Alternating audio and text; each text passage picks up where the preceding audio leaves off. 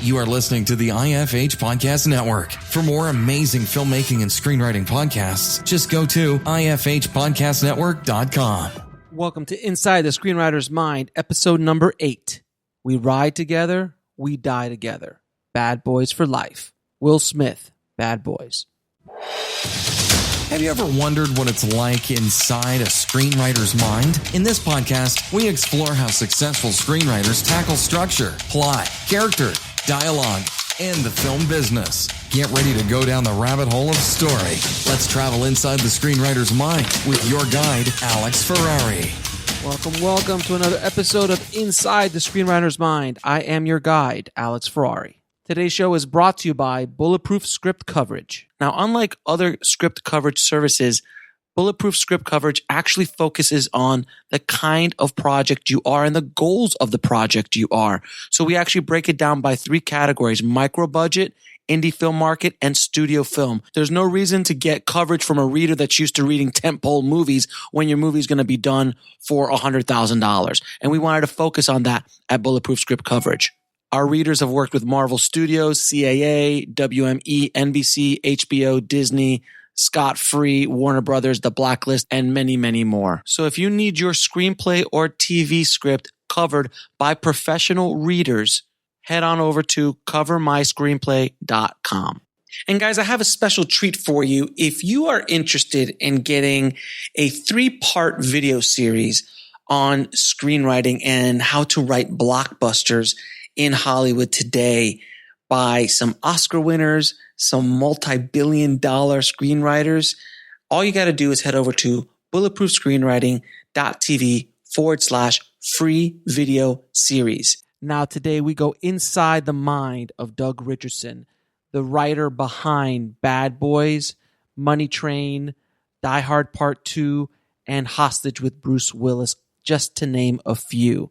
This was originally recorded in the Bulletproof Screenwriting podcast, and I absolutely had a ball geeking out with Doug about the truth behind Bad Boys, who was originally going to star in it, how he got Die Hard 2 as an assignment, and how he was able to sell a spec script for over $1 million, one of the very first screenwriters to ever do that in Hollywood. So get ready to go inside the mind of Doug Richardson.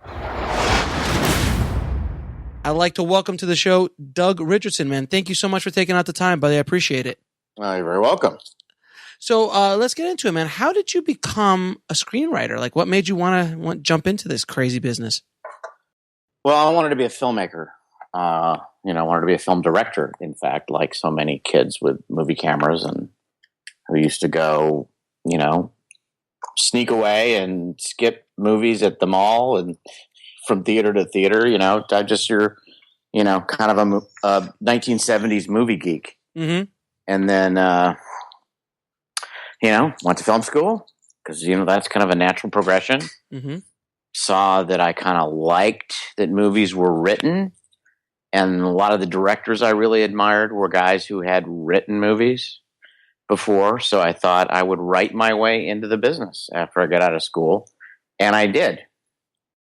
In doing so, I kind of became a screenwriter instead of a film director. Gotcha. And you went to USC, correct? I did. How was that back then? Back then, when we were in the Quonset huts? Yes. Before George Lucas and Steven Spielberg and everybody built them a mini Warner Brothers. I actually, you know what? I just spoke there. I just did a lecture at USC, and for the first time ever, I walked around. You're absolutely right. It's like a mini Warner Brothers. That was what it was supposed to look like. It was supposed to look like the Warner studio. It's supposed to be the interiors and all the architecture and stuff was supposed to look like, Warner's, except it's in better shape. Oh, it's brand new. It's like 3 years old. we were in World War II Quonset huts on another part of campus. It was just this little tiny quad of Quonset huts. Jesus. So it wasn't as well respected back then? It was extraordinarily respected. It was smaller though. Okay. As in there were fewer students there were only 20 students per year. Oh Jesus. In both the grad programs and the undergrad programs. There were only 20 each. It was tiny. So it was more competitive Of course. in some regards. And by the time you finished, there were only like 15 each because people would have dropped out and moved on. So it was very interesting and probably very different. Wow, man. Wow. And were you there around the time that George and Steven? I was there after. Steven was not, by the way. He never went. That's right. He never went to Long Beach. I was there, after. Uh-huh. So he came and spoke and showed us, he came and talked to us and gave like some of the best advice you could ever get, which was, film school will not teach you anything about filmmaking. But it won't. It won't. No, you're right. I completely agree. But it will provide you a great, laboratory in which to teach yourself. And that was very, very true. Because there's some people who got through my program, and I swear when they got finished, did not know where to put a camera. Even in the most basic setups and stuff. So versus, a lot of us, got our start there and moved on. And I had a pretty interesting class. So Ken Quapis was not in my undergrad class, but the undergrads and the grad students went along in tandem. Mm-hmm. So, and there were a lot of the classes were the same. So you were mixed in with the grad students. And so, so guys like Ken Quapis and Stephen Bloom and all those guys done some work since then. They've kind of done a went few things. with us. Andy Davis, the producer Andy Davis, not the director Andy Davis. And, mm-hmm. among some others. Andy Davis did. If it's the same guy, I'm thinking, is it the guy who did The Fugitive? No, that's the director Andy Davis. Oh, okay. There's the Andrew Davis, the producer, who's just produced a lot, been a real go-to line guy out there. He works and works and works. Awesome. So when you write a screenplay, like what's your process? I know every screenwriter has a unique process. What's yours? I don't know if mine's that unique. I mean, my process is do whatever I need to do to serve the project. Okay. So there's no real. I put everything on cards. I outline. I go into a park and write on a bench the way Ron Bass used to, or whatever, or sit in restaurants and listen to dialogue. I would just sort of, if I felt a movie really required, if it was an action movie, for example, like Die Hard, for example, that I felt was a, kind of a bit of an action opera. That's something I felt like needed to be put on cards, versus if it's something that's more of a thriller that's kind of need to be felt, or if it's something that just there was a lot of a drama that a lot of that is just research, and then sometimes the outline can be something on paper. Sometimes it can be just notions on paper, slightly organized, until eventually I get down to sitting down and writing it, and then the process is then probably very normal. I write it. By the time I get done with the first draft, there's a ton of stuff I already want to rewrite. I rewrite it until it's ready to kind of hand out and give to people to read. Now, are you one of those writers that kind of like gets the idea and starts beating it up in your head first, or do you use the cards and you use the outlines to kind of beat it up? Because when I write, I always beat it up in my head for probably a week or two before I even put anything to paper. I have stuff in my head all the time. I have things that form. I'm sure, since you're a writer, you understand this. Some things form very quickly, and you can get them on paper. And some things, like I said, are still in my head that I think are really great notions, but haven't yet formed into something that I'm either going to write a screenplay, or as I do now, which is I write more books than screenplays. Gotcha. But is it? It's. There are notions in there that I say there's a movie there somewhere. It hasn't come. It hasn't come together yet. So, but still, it has to come together in my head before I start, to put it down on paper. Because then it's, I don't know. When I start to put stuff down on paper, I have no idea almost everything I put down, I've kind of run through my head. Now, are you? Obviously you're a working screenwriter, and you've done many movies over the course of your career. What is the process of you actually getting a writing assignment? Like, how does that work? So the audience can understand.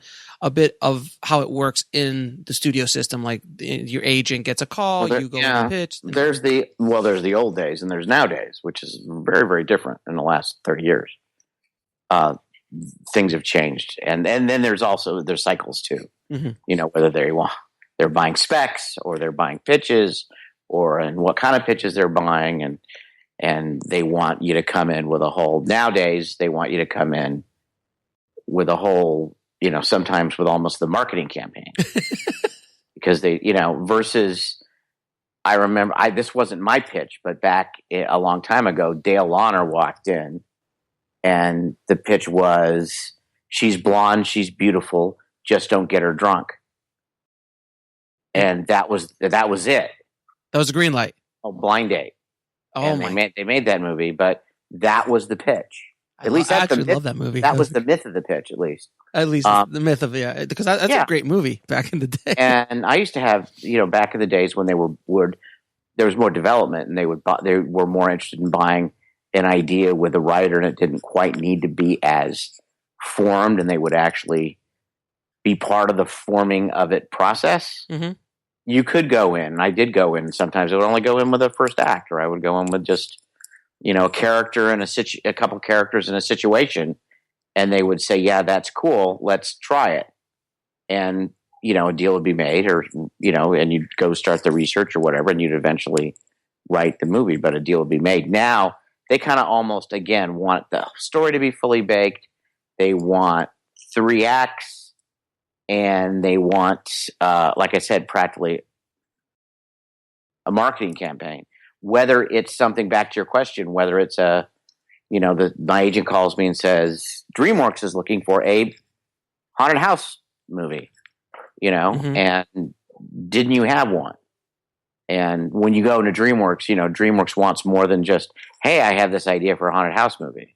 Right. The executives want to, unless you're pitching the guy who can say yes or the woman who can say yes, mm-hmm. who's the boss, and generally you're not at that point, you're pitching something that they need to be able to take upstairs to their boss, to the guy who says yes, or take to their big meeting and to the group and see if they can say yes and be competitive with it. So sometimes they want more ammo than just the story. You want to kind of tell them, this is, now it's like they want, what's the demographic, and this is no, it's right. serious. No, you're right. You're absolutely right. They want they want stats. They want reports. Does this fit our marketing scheme? How we see, can we imagine a slot for this?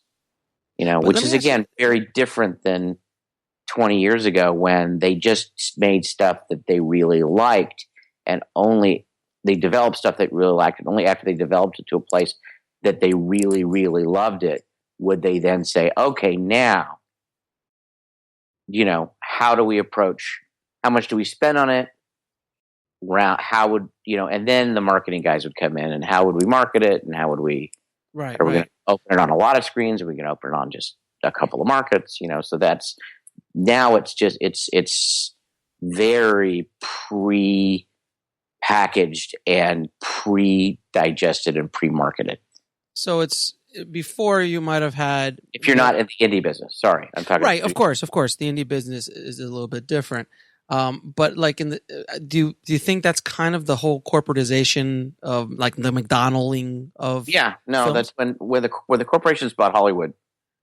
There was a lot of different. There's a lot of talk for a long time about how it was going to spin out, uh-huh.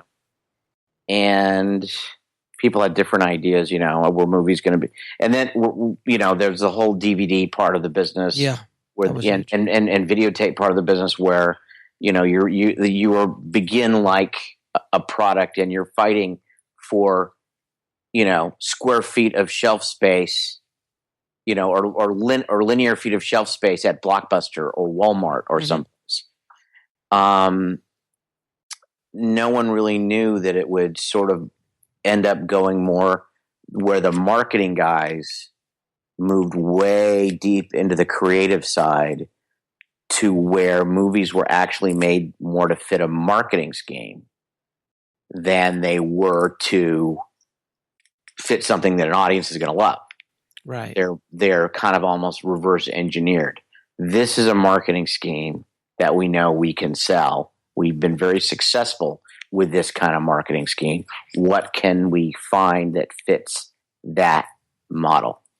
I think one of the movies of this year actually, that kind of broke what you're talking about, and it was a huge monstrous hit to the surprise of the studio, was Deadpool. They kind of snuck it in.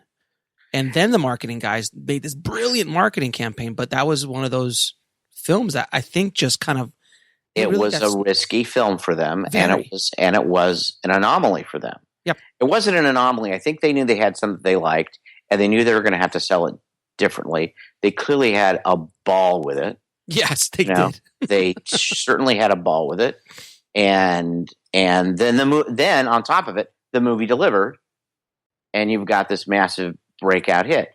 Now, is that now a new marketing scheme that they're going to try and fit again for something other than Deadpool? Well, Wolverine is going to be an R-rated. The next Wolverine will be the R-rated. Okay, right. Are they going to do... I mean, people thought Warner's was going to do that with Suicide Squad. You know, that they were really going to, aim for... but I think Warner Brothers was really deep into Suicide Squad before Deadpool came out, so perhaps they didn't do that. I think, audiences may have been hoping for something with more of an edge. But did that create a new marketing scheme, or is that, sometimes they see that and they just write them off as anomalies. Right. Of course. Yeah. I mean, yeah, I completely agreed. But I do think, I think there is going to be a little bit of a shift.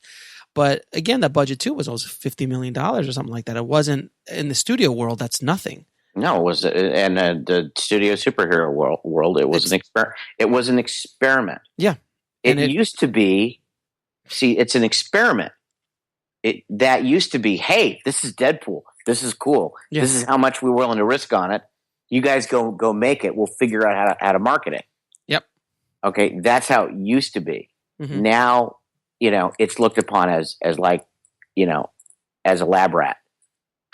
It's so crazy, and not as left. Cool. We should make it. The movies from the period I grew up on. I mean, some of my favorites like Midnight Cowboy and Taxi Driver, and some. Can you imagine films a Midnight from back Cowboy? then? Can you imagine a Midnight Cowboy today from a studio? But the studio that made it, the response was this: we love that. This is amazing. We have to make it. It's incredibly risky. So we're only going to spend this. We got a director. We got the script. We got the producer, whatever. You guys go make this film for $1.4 million. Don't spend a penny more. Mm-hmm. Okay? Go make it. Don't spend a penny more or we'll kill you. Yeah. And then they come back with the movie and then they say, great, we've got this. And it bloomed. It's everything we thought it should be. Now we've only risked $1.4 million on it. Let's come up with a way to sell it. Mm-hmm. But they made it because they loved it. They didn't turn away movies that they didn't love. They saw something they loved because they love movies and they wanted to make it. Sure, some they saw as like just money grabs, franchises, and we're going to make them because, they make money. But some they would read and they would say, oh my gosh, we have to make this. This has to be ours. And they would figure out how to do it. Now, loving something is dangerous because you're not thinking your way through if it's going to be a marketing thing. Do you believe in this whole Hollywood implosion eventually? like, all these big tentpoles they just keep rolling the dice so much that eventually they're going to have a bomb. Like, Batman versus Superman. There already have been bombs but like massive. But is there Heaven's Gate? No, there's no, because there's all the parent companies can withstand. The parent companies, the other corporatization is that the parent companies can withstand the bomb. Mm-hmm. That's and they've again been able to pre-digest them and pre-market them in such a way where their risk is still somewhat, minimal. Right. So it won't kill the studio. It may make them shift a little bit. I don't think it's going to be an implosion. I think it's going to be a slow erosion of cinema. Well, no, it's going to change. Cinema's going to be there. People are always going to want to go sit in a dark theater, I think, and see something really great. Yeah. it might be small. That where it goes as far as the independent world and what you're able to make independently, and theaters, exhibitors willing to book independent films, and there being a market for people wanting to go out. One thing they've done is they priced the regular moviegoer out of the theater as a regular movie-going experience, because they've been so greedy with that.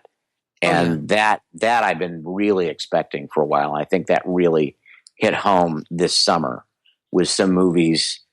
It's like, oh, what are we going to see? We're going to see the BFG or Finding Dory, or we saw Finding Dory, and kids, sorry, you want to see the BFG? Sorry, you already spent that $150 for that night out. Yeah, I know. This month, yes, and we're not going to go see another movie for another month. So I think it's very true. I have twin daughters, and I went to go see Zootopia, and we went to go see Finding Dory, but at a certain point, you're like. And I think that we went to go. My wife took them to go see Secret Lives of Dogs or Pets or something like that. And that when like Ice Age came out, we're like BFG. Yeah, like I'm not gonna go because it's $50, $60 just in tickets, and then there's the popcorn. No, I always bring in my popcorn. Okay, well, you're that guy. I'm that dude. Absolutely. Well, your kids are learning to be frugal. Still, absolutely. It's $50. Yeah, but still, yeah. The cost of seeing a movie have gone up crazy compared to $5 or $6. When I was in high school, it was $5 or $6 compared to the cost of living everywhere else. Right. It's gone. I mean, and when they came, the other greedy thing is that I kind of felt was going to happen as soon as they learned they could charge a premium price for 3D. Then sure, they're going to pay to have movies in 3D and charge the premium price, but the 2D prices just crept up right behind them. Yep, and now don't forget the big theaters that are special theaters that have the special seating and the special sound and those are like extra money, Ultravision or whatever. It's just all all sorts of different things, and we've gone completely sidetracked off our conversation. I know, but it's fun, and by the way, but from a writer standpoint, these are important things to know and understand. You need to understand the business in which you work, and the people, and the perspectives of the people which you're working for. Or else you're doomed to, in some respect, to failure. Well, let me ask you a question. Now, you worked in a time where the studios were a lot different, like we've been talking about. Like now, a lot of your earlier work in your career, that was a different kind of time. I can only imagine, like every year that goes by, there is a new crop of screenwriters coming into the marketplace. But yet the old crop of screenwriters are still working as well. But yet the number of studio movies are going down. So now the competition to try to get a studio movie made at any level, even, a smaller level like a Lionsgate for $20 or $30 million for certain movies, if that even exists much anymore, is getting harder and harder and harder because, you've been, you wrote Die Hard 2 and you wrote Bad Boys and you wrote a bunch of studio movies back then. Well, you're not gone. You're still in competition with the new 20-year-old or the new 25-year-old screenwriter that's submitting their stuff. If I choose to be. I'm sorry? If I choose to be. Yeah, exactly. If you choose to be. So, let's get back to screenwriting real quick. There's two camps that I've heard of, and they are the plot camp and the character camp. Do you sit on one side, or do you do both, or you have a foot in both? Some people might argue based upon my oeuvre of film, at least those that have been made. I've written a lot more screenplays and pictures that have been made. I really think I prefer a balance of both. Mm-hmm. I think character drives plot. Mm-hmm. So I'm definitely character first. Unless you have an agenda and a character with an agenda that has, or characters with agendas that create some sort of conflict, and you have no story at all. But you still have to be an architect of plot to kind of get there, because it is a movie, and you've got especially it's a movie. So, I mean, you've got 90 minutes to 2 hours and 15 minutes generally in which you're going to have to tell the story. So, the screenplays, they say, are structural. Well, architecture is there's a lot of plot involved in architecture. So plot would be the car and character would be the engine. Yeah. Got sure. It. That I makes guess. sense. If that's a good analogy or not. Yeah, but that's works for me. So you wrote one of my favorite movies in the 90s, Bad Boys. How did you get the Bad Boys gig, and how did that come to be? That was just one of those, right place, right time kind of things. Mm-hmm. Where they had Don and Jerry had a whole lot of movies. Don Simpson, Jerry Bruckheimer, were coming back from their sort of lean period and had 3 movies ramping up at once: Dangerous Minds, Crimson Tide, and Bad Boys. And they had this director named Michael Bay, who'd never directed anything but some videos and some commercials. Mm-hmm. And they had half a script, literally half a script that they just stopped. They just stopped, even though there had been many scripts beforehand. It had been in development for like 11 or 12 years. Mm-hmm. Yeah, wasn't it Danny Carvey and John Lovett's original? There was a version of the movie with Michael Bay directing 6 months prior to my being involved. It was a Dana Carvey, John Lovett's vehicle. That's so and funny. Then that fell apart, and they started mess with the script again, and they just stopped in the middle because when they got they had these 2 TV actors, Will Smith and Martin Lawrence, who had hiatuses between their shows. Mm-hmm. They were both going to be on hiatus around the same time, and someone had the bright idea, whether it was Jerry or Lucas Foster, who was that time running their company, to put them all. My guess is it was Lucas, to sort of like we got the director, we got this hot young shooter, and we got these 2 interesting guys. And Martin and Will came aboard, and they said, that sounds like fun, but the script that they had, they were all farces. Yeah. George Gallo had originally written a farce. Mm-hmm. And that was still at the center of it. And Will and Martin wanted to be in an action movie. Mm-hmm. Right. And so I got the call one afternoon, can you come in now? Literally at this moment, I was on my way back from a Little League practice on a team I was coaching. And my back hurt because I'd just thrown about 100 fastballs. And he says, wherever you are, can you come over to Disney now? And I said, as long as you can have a bag of ice. Serious. That's so funny. And I sat down and they threw it at me. They said, look, we've got a window. We've got a director. We've got Miami. We've got a production office we're putting together. We just don't have a script. Are you willing to just drop everything you're doing right now and jump in and do this? And I was actually in the middle of taking a brief break because I was writing my first novel. Mm-hmm. So I jumped in and said, sure. And we had a very short window of time. We had only 5 weeks of prep. Oh my God! Yeah, I heard from like commentaries and interviews that Will and Martin were really just kind of throwing stuff at the wall. It was that was kind of the process. Within days I was in Miami, and with no script and not much supervision, which is good. And just Martin and Will, who weren't there yet, and Michael, who was casting the dog parts and building sets for scenes that I hadn't yet written. Seriously. And so it was really kind of done completely backwards, but there's a line in the movie where the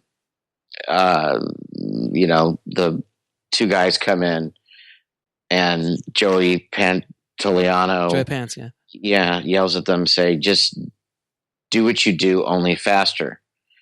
That was an actual line from Jerry when I asked him that first day. I said, okay, I can do it, but 5 weeks and blah, blah, blah, blah, blah. He looked at me and says, just do what you do, only faster. So that was sort of like every time I saw Jerry, I said, I'm doing what I'm doing, only faster. Nice. And how involved was Bay in this whole process? Bay was involved to he wasn't involved in the, of course, Mr. Bay has his own. Now Mr. Bay is big giant Michael Bay. Yeah. So, the world gets rewritten. History has probably gotten rewritten a bit. Michael was pretty much relegated to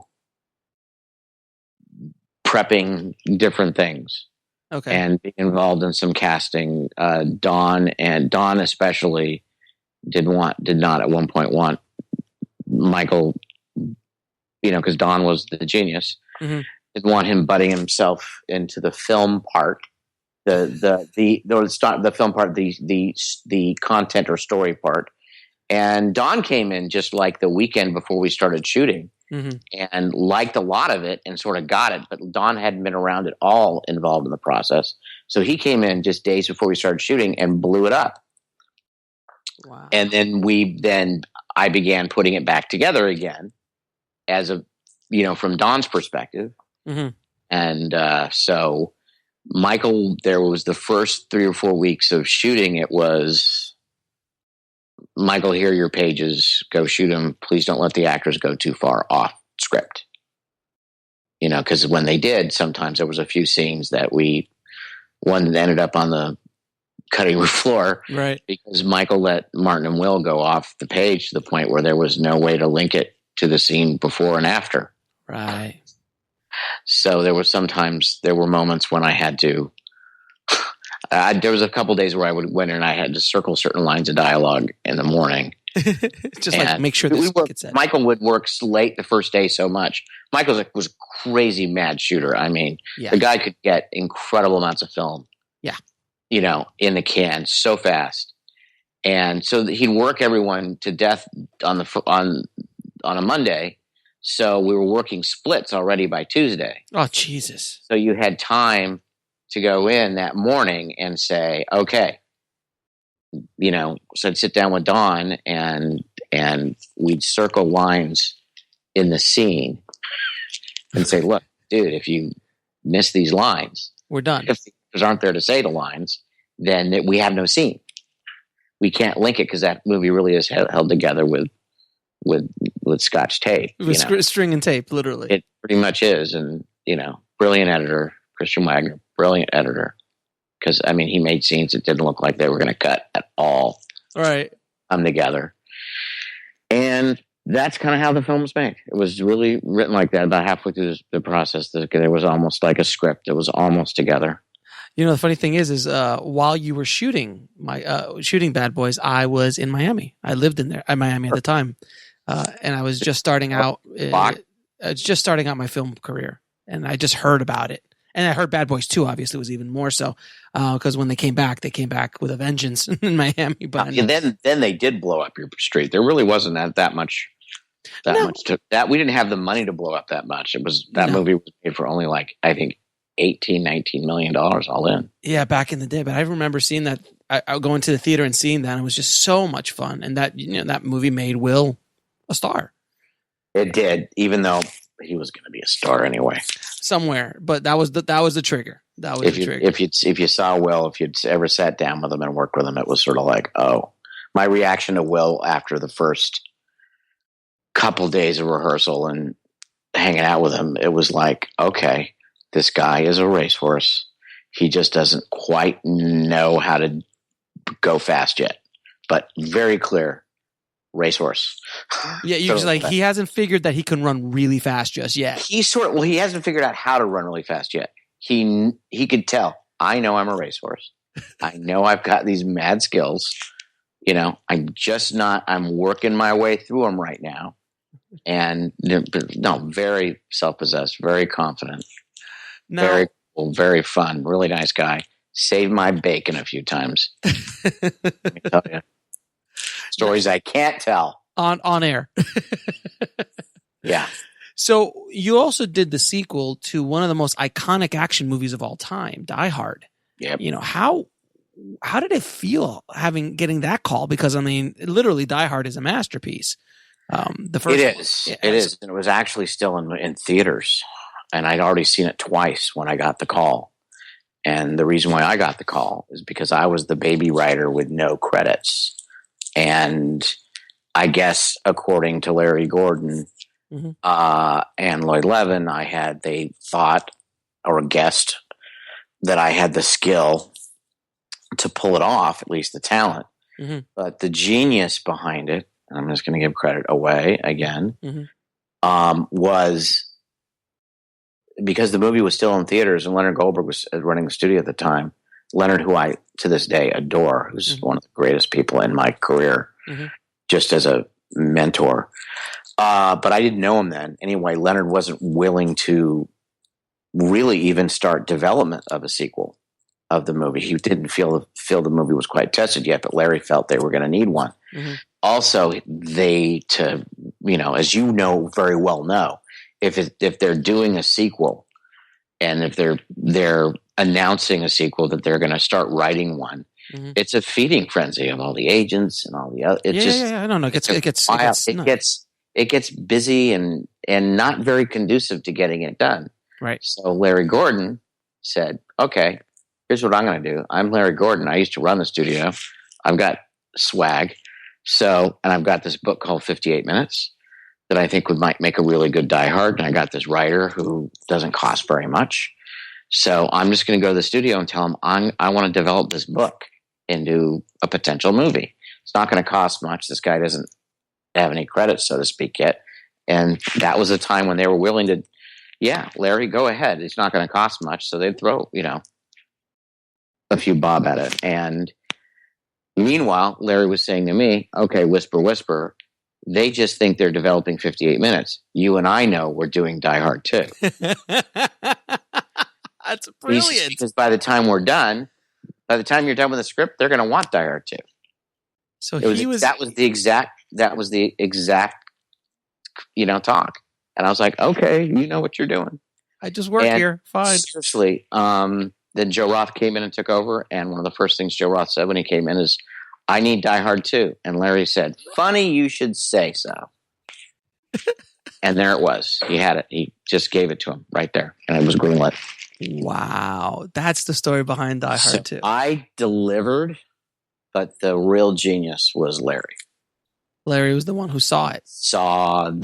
He saw all the gears, and all the storm clouds and could read the weather and see the future. And again, the movie was in theaters only 3 weeks when I got the call. Because it was a huge hit right out the bat. It wasn't a huge hit right off the bat. It was a surprise right off the bat. Movies didn't blow up. Yeah, they weren't $100 million openings back then. They didn't. Well, and I mean, all in, Die Hard only made 85 domestic. I mean, or so, roughly. It took a while to get to that number. But when it hit video. Screens and stuff. But when it hit video and cable, forget it. But 3 weeks in, the studio wasn't willing to commit yet to a sequel with this Bruce Willis guy. Yeah, exactly. That was Bruce's kind of big. People liked the movie, but they just weren't. But Larry said, "This is this is going to be big." I know. And you were also brought into kind of, I guess, ghostwrite or on the Live Free or Die Hard, right? I worked. Well, no, I didn't ghostwrite that. Okay. There just was a lot of guys who worked on it. I'm the guy who broke Mark Bomback's script. Okay. Okay. That's a funny way of saying it. I did a version of Die Hard 3 that there's very little of left in that movie at one point, but there's a lot of people who worked on versions of Die Hard 3. And at one point, when I was in the middle of shooting Hostage with Bruce came to me and dropped the script on my lap on the set and said, "Can you read this?" And it was Mark Bomback's Die Hard 4.0, which is what it was called then. And they thought that title was so clever too. The studio was so like, that's such a cool title. It's so kind of internet. It's so, I know. Yeah, it's so meta. And 3 hours later, we were having a discussion in his trailer. Bruce didn't want to do, shouldn't I do another Die Hard? It was one of those things. And I didn't want to see another Die Hard. I didn't want to write another Die Hard. Right. And I was kind of trying to talk him out of it. and me out of it. But he then asked the question, well, what kind of Die Hard would you want to see? So I began to riff. Mm-hmm. I was going to make another Die Hard. This is what I would do. And the next day, literally, the next day was a Friday. We were at Fox, and I was with Bruce, with Tom Rothman, and Bruce was saying, this is the Die Hard 4 I want to make. And Tom Rothman was looking at me like, you asshole, you broke my Die Hard. And after I got done breaking it and a lot of other stories that into whether or not it was a good version of Die Hard or not, my version. And Bruce had dropped out of it again, right. And another release date had been botched. And, eventually he wrote Bruce back in and was able to make and did what he wanted to do, which was make Mark Bombeck's script. Nice. That's why Mark gets credit on it. I actually wrote a letter to the Guild during that. It was a massive arbitration. All these writers were jumping in trying to get credit. Of course. And I actually wrote a letter saying, this is Mark Bombeck's script. I should know. I was one of the guys who tried to take it apart and mess it up. And in the end, this is the movie they wanted to make, and Mark should get sole credit. And there you go. Now, are you on set for a lot of these big movies as a writer? Not the Die Hards. Well, I was already fired by then. Mm-hmm. But Bad Boys, yeah, and Hostage. Hostage. I didn't leave that movie until it was in previews. I was not allowed to leave that. I was on the set every second. I got one day off. And were you writing? And you're writing. They always ask you, "Hey, can you do a touch up on this, or what do you think of that?" Well, since I'm there, I mean, there's always a writer on the movie, but since I was there and I had a French director and I had a very bullheaded movie star who, liked having me around and liked having me to fight battles with him or for him. Mm-hmm. There were a lot of little changes and stuff, but on that movie, whether you love it or hate Hostage, which people tend to either love or hate it, that was the movie we really went out to make. And, there it is. And as a writer, I probably will never get, unless I wrote and directed the movie myself and had complete control, I probably would never have that kind of sway on a movie with a director and a movie star again. Got it. So that was an anomaly. To the point where it was out of control. To the point where it was like I couldn't leave. I had other assignments. I actually lost money on Hostage. Oh, wow. Because you could have been working on other movies. I had other assignments I was supposed to do, and they would not. I was supposed to be on the set for the first week. Right. And, go. And Bruce was like, no, you can't leave. And then Florent would say, no, you can't leave. And this went through all the production and then into the edit room and into test screenings. Jesus. Yeah. You were a hostage. Actually, it's a 5-part blog that you can read on my, you can read it for free on my site, or you can buy the book, The Smoking Gun. Which I was going to talk about that in a little bit. No, you can't read it on my site. You can only read it in the book. Because there's a 5 or 6-part blog called Writer Held Hostage. That is in The Smoking Gun, which tells a lot of the stories of how I couldn't get off that movie. Wow. All the way to arbitration with Robert Craze. And it was just... Now, arbitration, and I've heard many other writers talk about arbitration. Can you explain a little bit to the audience what arbitration is with the Writers Guild? Okay. In a nutshell. Let's off with, one word. Hell. That's what I've heard from everybody who's ever dealt with it. Well, it's so antithetical to writing. Right. It's so antithetical to collaboration. It becomes this legalistic process that writers are succumb to, if they want to receive credit. And not only it pits writers against writers, and then studios are able to use the conflict to their own advantage. in that's why they offer these. They use it to their advantage in that they will pay you less money up front for the movie and then say, but if you get a credit, we'll give you this bonus. So they put the carrot on the stick for the writer who might have only contributed 20%, something that the guild would not consider credit worthy, but try and make a case that maybe you contributed 33% or maybe 50%, depending upon the standard required, and to then go in and fight for it. So the studios are also part of it, but it's not fun. And it's imagine going in, and anyone out there who's written anything, and then having to go in and defend what you've written on paper to other writers, to a faceless panel of 3 writers on paper, and explain why you deserve credit instead of that guy. Wow. It's not fun at all. It stops everything in your life for the period of time. And it's also created an industry of people who do nothing but write arbitrations for other writers. There's a whole industry around it. Yep. Jesus, man. And I've been on both sides. I've actually done arbitrations. You have written arbitrations? No, I've read arbitrations. I've served as an arbiter. Oh God, it's not fun. No, but you want to be fair, and because if you've been in one, you really feel like okay, and or maybe if you've been in one and felt like you were on the wrong side of it, or maybe felt like you got on the right side of it because someone did it right. Right. You sort of feel like you're going to be a good juror and help make a good decision. Now, let me ask you a question. Are you any good at pitching when you go in and pitch? And if you are, good. Do you have any advice? Now I'm certain. Now I've decided I suck. You used to think you were good? I think it's just a different world to pitch now. If I have to go in and pitch the whole movie, which I kind of think you need to do almost, I'm not good at it. Got it. It's not like The Player.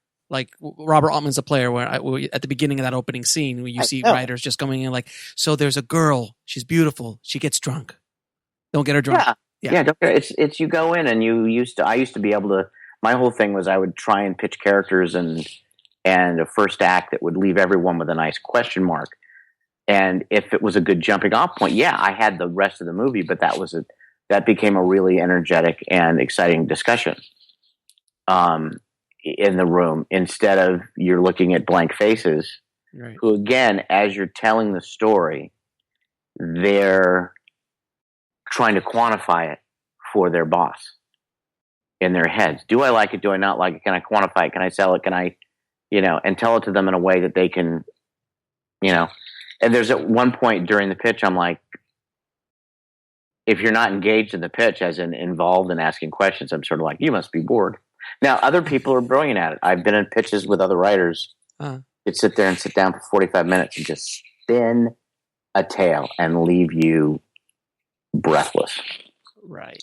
And that's a talent I do not possess to do it that way. I've gotten it done, but boy, I would do everything I possibly could to not have to be in that situation.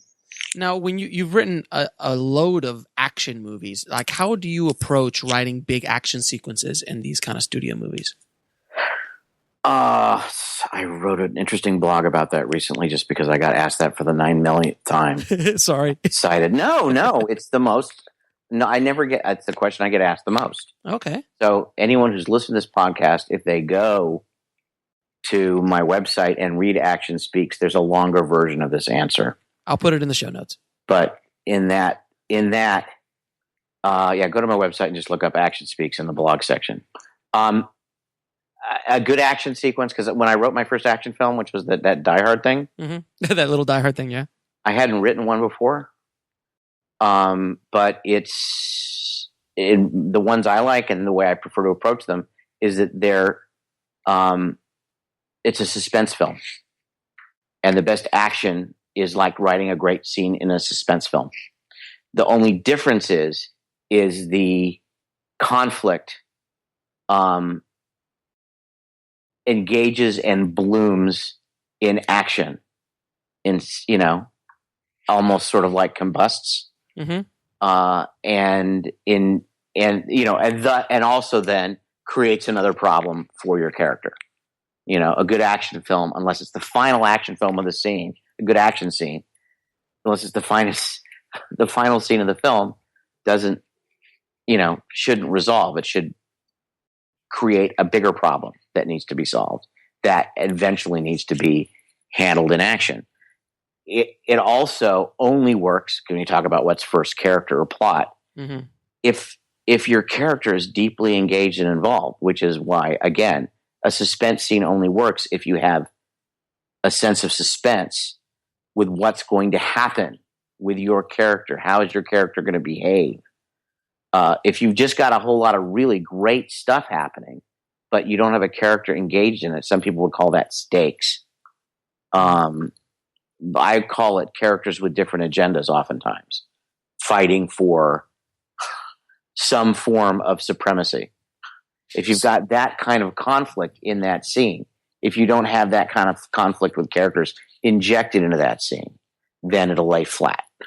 Kind of like when giant transforming robots fight for 30 minutes. Yeah. I'm not making, but you, I could say that. Who went there, and you can incur Michael Bay's wrath. I've no problem. I've actually the Wrath of Bay. The Wrath of Bay with Bayham. I actually am, and a lot of people. I've actually wrote a whole article post about it. I truly believe that Michael Bay is a genius in what he does. Yeah, and I think he changed the game for action. Right. It's ever since The Rock and Armageddon, specifically The Rock, action movies changed the way they're shot. I mean, everyone tries to steal his style, and you can see it. You can see it movie after movie. Movie after movie. Him and Tony Scott both changed the game in the way action was shot in the 90s and moving forward. Do I like all of Michael Bay's movies? No, they're not. Sometimes they're not that great. I still think The Rock is probably his best movie, other than Bad Boys, of course, which Bad Boys is up there as well. But at a certain point, like Armageddon is just fun popcorn. I mean, it's ridiculous. The movie's ridiculous, but it's so much fun to watch. But I do think he's a genius in what he does. I think, like a lot of times, directors get a little bit, they drink too much of their own Kool-Aid. And I think possibly with a 35-minute action sequence with giant transformers, which don't have as big of a stake as they should, I think that's where certain things go wrong. But can I tell you where I think Michael Bay's real genius is? Please. I mean, whether you like his movies or not, and there's certainly people who don't like his movies, he's, with exception of 2 movies, he's been wise enough to tie his big giant ego and machine all to either a bigger ego or a bigger filmmaker. He's had either Don Simpson and Jerry Bruckheimer over his shoulder, and Jerry's a genius, by the way. Yeah, Jerry is a genius. I've seen it because I've seen it in action. Jerry is a genius, and no doubt. And so is Don, but there's a certain genius that Jerry, you got to kind of sort of be there to see. And then, with the Transformer films, Spielberg's always been there. Yep. And, other than that, the 2 films that Bay have made that haven't done well have both been films where he didn't have those godfathers. The Island and Pain and Gain, right? Right. So, I'm not saying he can't succeed without them, because he's been extraordinarily successful. But I think there's a certain wisdom to saying, you know what? There's a bit of a comfort zone here that I can, that there's that godfather who can come in and whisper in my ear and say, maybe that's too much. Maybe you should pull back here. Maybe we should have, maybe I'm not feeling a heartbeat here, so maybe we should go find one. Or and I think that's and that's something that's not a knock on Bay. I think that's where credit's due. Well, no, I think that's a really great observation, because you're right, and it's a smart director to always have someone, whoever that person might be, who's smarter than you around Right. you. I mean, that's the key to any great leader. Right. Is always have people who are smarter than you around you. Right. And on those Transformer films, Lorenzo de Bonaventura and Mark Varadian are no idiots either. So Of course. Now, tell us a little bit about your Smoking Gun book. I saw it on your website. I was interested about it.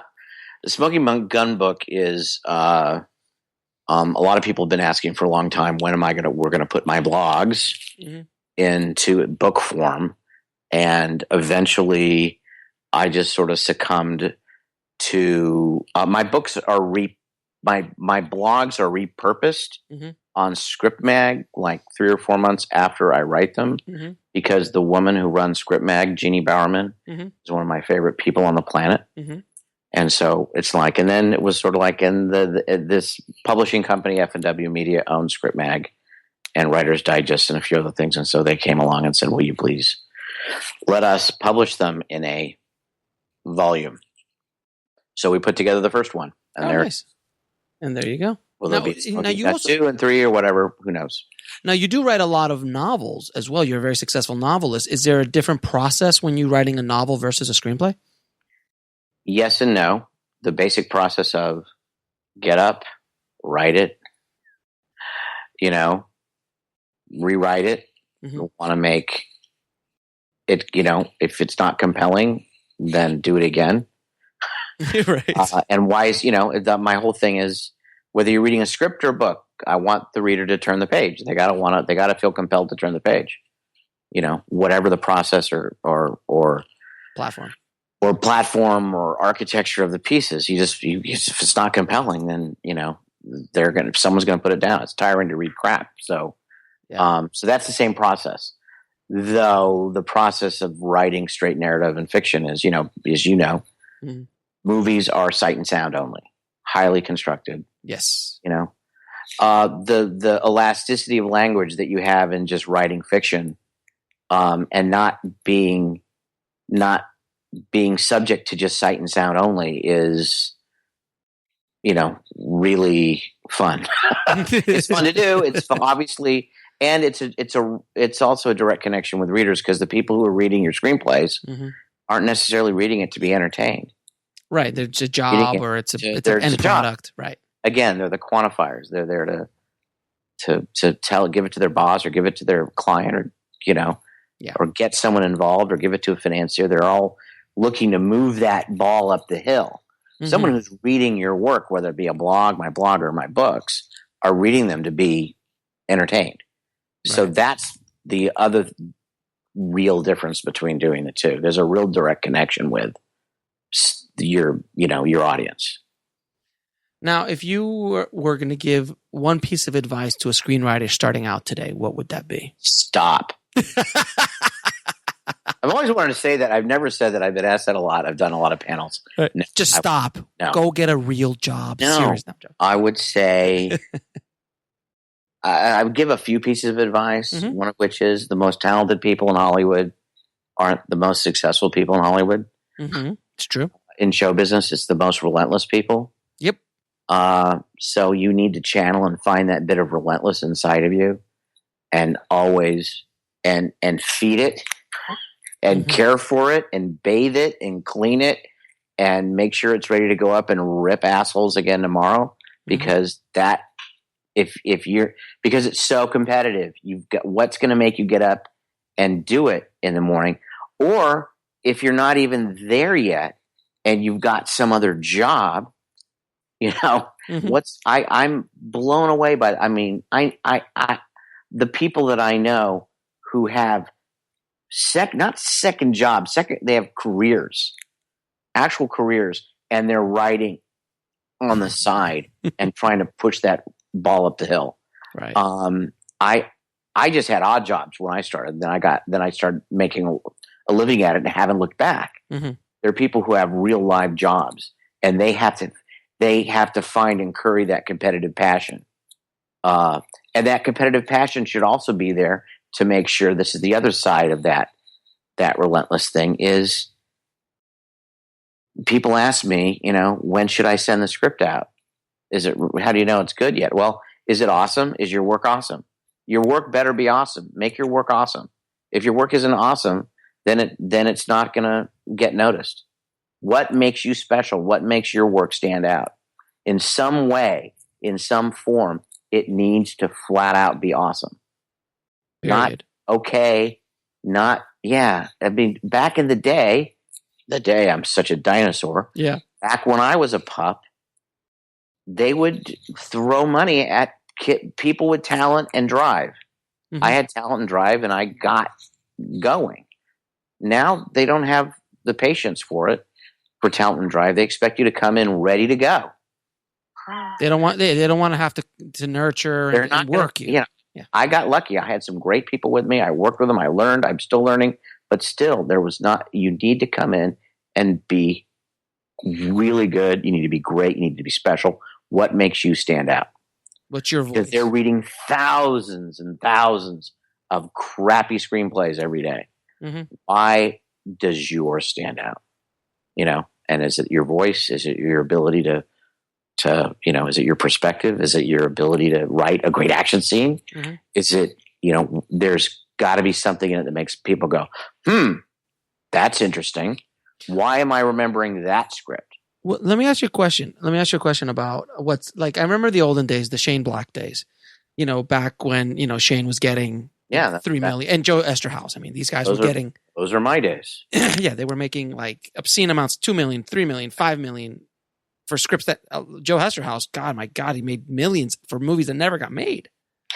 Yep. Yeah, those were the about that than you can realize. Yeah, I mean, it was obscene. But right now, I thought those days were kind of over. But now Max Landis is starting to come back out with these kind of ridiculous deals as well for his movies and his voice. So, do you think that are those days going to start coming back, or is he just an anomaly? Always back, huh? Because those days are always going to come back in one form or another. It is cyclical. People do want to watch filmed entertainment. Mm-hmm. They do want to watch. There's a lot more interactive entertainment, but passive entertainment has been around since campfires. Sure. People want to hear a good story. People want to see a good story. They want to be told a good story and be moved. Mm-hmm. Okay. Whether they're watching it on their phone or watching it at a drive-in. Mm-hmm. Okay. There's still going to be that. Okay. Mm-hmm. So, and those voices are going to be found, and whether they're found in the work of Max Landis, or they're found by the Weinsteins, mm-hmm. who probably burn in hell, but they did find Quentin and got, Oh yeah.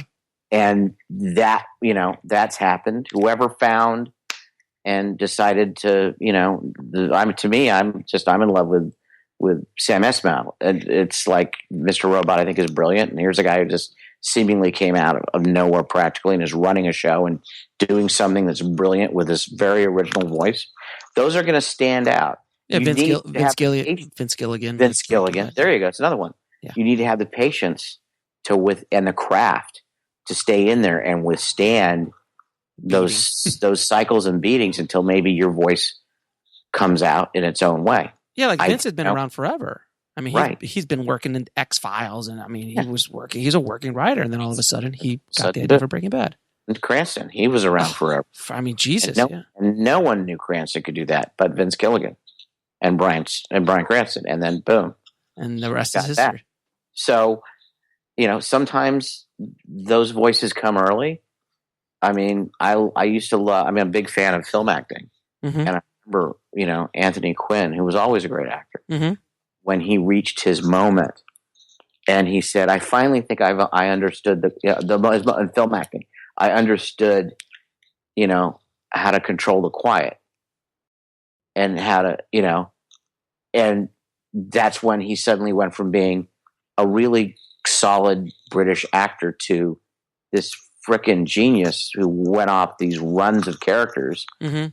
From Shadowlands to obviously Silence of the Lambs, to Remains of the Day. I mean, these great roles were at an advanced age.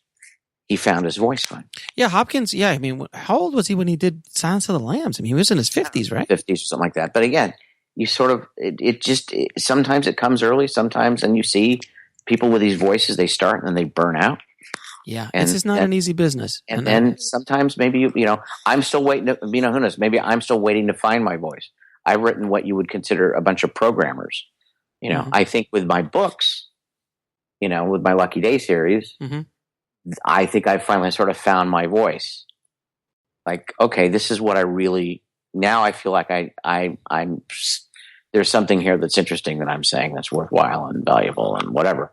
You never know when that's going to happen. I think as a writer, you got to kind of sort of also work at it and be patient. I mean, Lin frickin' Manuel Miranda, who's obviously got more press than anyone can imagine right now, said something really cool in that 60 Minutes thing he did.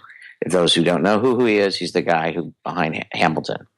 Oh God, he's really remarkable. He really is brilliant. But he said something, and this may not be his line. He may have been someone else's line. But they asked him about writing. He says writing is like the rusty water coming out of the faucet. Okay, yeah. Write until the water's clear, and then keep the clear. I saw that 60 Minute. I remember that. And as a writer, I went, ding. That's perfect. That's perfect. That makes such sense. That makes such sense for so many people. Sometimes it takes a long time to get there. Just be patient and grind. Yeah, I just had Jim Ools on. On the show. I don't know if you know Jim or not. I know Jim, but he said something similar. He gave some great advice about how to get through, how to write, and he basically goes, write your first draft, put it away. Write another movie, first draft, put it away. Write a third movie, first draft. Don't stop, write it away. Now go back to the first movie. That is brilliant advice. And he goes, now you're a better writer. Brilliant advice. Because if you, I always call it, don't be a one-trick pony. Yeah. Just don't, as in the script you've been working on for 8 years, stop. Oh God, I know. Okay? Stop right now. Yeah. Go write 3 or 4 more things and then go back to it. Then you'll be a better writer. You'll be so much better at it. Don't be that guy who can just that one thing. A writer is someone who can write lots of things. Right. But that, I think that is a much clearer, cleaner version of mine. I will steal it and use it. Yes, you should. It's great. So I'm going to ask you a couple questions that I ask all my guests. Okay. What is the lesson that took you the longest to learn, whether in life or in the film industry? Patience. Good More answer. in life than anything else. Patience. And I'm still learning it every day. Yep. I pray about it. And life does tend to teach you that lesson. Yeah, especially children, those things. But yeah, patience, not sit back and watch it go by, patience, but just slow down, be patient. There is tomorrow. There is tomorrow. And then there's tomorrow. And just get up and do it again. Exactly. That's that answer. All right. And then what are your 3 favorite films of all time? I hate this question. I hate this question. I hate this question. I hate this question. 3 movies that tickle your fancy at the moment. Okay. Because there's one period, Once Upon a Time in the West. Great movie. God, what an amazing opening sequence. It's and those of you who haven't seen it, okay, don't see it until you've watched in order for a few dollars more, fistful of dollars. Yep. Then watch a few dollars more. Yep. Then watch Good, the Bad, and the Ugly. Mm-hmm. Not the truncated versions. Mm-hmm. And then once you've kind of built up to it, then when you see Once Upon a Time in the West, make sure it's a great sound system and a great screen, because that score is unbelievable. Oh, sir. The use of sound in that original sequence, that opening sequence, and everything else, that movie is just, to me, the greatest opera ever. So, and I cry when I see it. So there's that movie. Mm-hmm. Then everything else is hard. Mm-hmm. So I'll throw out things that really tickle my fancy. Okay. I'm a huge fan lately of, I can't watch No Country for Old Men enough. Yeah, it's a great movie. It fits my, I think it kind of, the novels I write have that sort of noirishness to them. Mm-hmm. At the same time, it's about that thin line between doing right and wrong and the road it can take you down. And I think that movie does it in so many ways. on so many different levels. Oh yeah, and created one of the greatest villains of all time. Yeah, that you can still watch. It's just that movie. What's better in the movie? The directing, the writing, the performance, the homages to Cormac McCarthy's work in it. Yeah, it's running on all cylinders. Tommy Lee Jones. It's just what came first. Though the coin walked in with you. I mean, like God, I just go crazy in that movie. Okay. And then there's a lot of close thirds. I guess I'm going to go to maybe the movie that made me want to make movies, which would be Goldfinger. Oh, I love Goldfinger, man. That's a great movie. I mean, the movie, what made me want to be a writer was Ian Fleming. Mm-hmm. Those are the first books I ever read in my life that I wanted to read, make me read another book because I wasn't a reader then. But, when I was a kid, but Goldfinger was like, that was sort of like, wow. I mean, to a young man, with hormones. Oh, and yes. And dreams and living in a tiny town. And like, you see that and you kind of think, the world is possible. Yep. So that was the one that made me want to make movies. So I guess those will be my three. And where can people find you, man? Online. DougRichardson.com. Pretty simple. I got to it before all the other Doug Richardsons in the world did. And there's a lot of us. Yes, there is. You got on the bandwagon early. Got there early. And yeah, and if you're a fan of the movies, if you like good, really crime fiction, I really suggest you go to my site and pick up a Lucky Day book. Awesome. And I promise you will be entertained. Doug, man, it's been a pleasure talking to you, man. It's been a lot of fun geeking out with you, and you've been dropping some great knowledge bombs. So thank you so much, man. It has been a geek fest, hasn't it? It has a little bit of a geek fest. It is. All right, pal. Thank you, man. All right, take care. I hope you enjoyed going inside the mind of Doug Richardson. If you want to get links to anything we spoke about in this episode, head over to the show notes at bulletproofscreenwriting.tv/ISM008. And if you like the show, please subscribe and leave us a review on Apple, Spotify, Stitcher, Spreaker, wherever you listen to the show. Head over to screenwritersmind.com. Thank you for listening. And as always, write, rewrite, sell, repeat. I'll talk to you next week. Thank you for listening to Inside the Screenwriter's Mind with Alex Ferrari at screenwritersmind.com. And for more great filmmaking and screenwriting podcasts, go to ifhpodcastnetwork.com.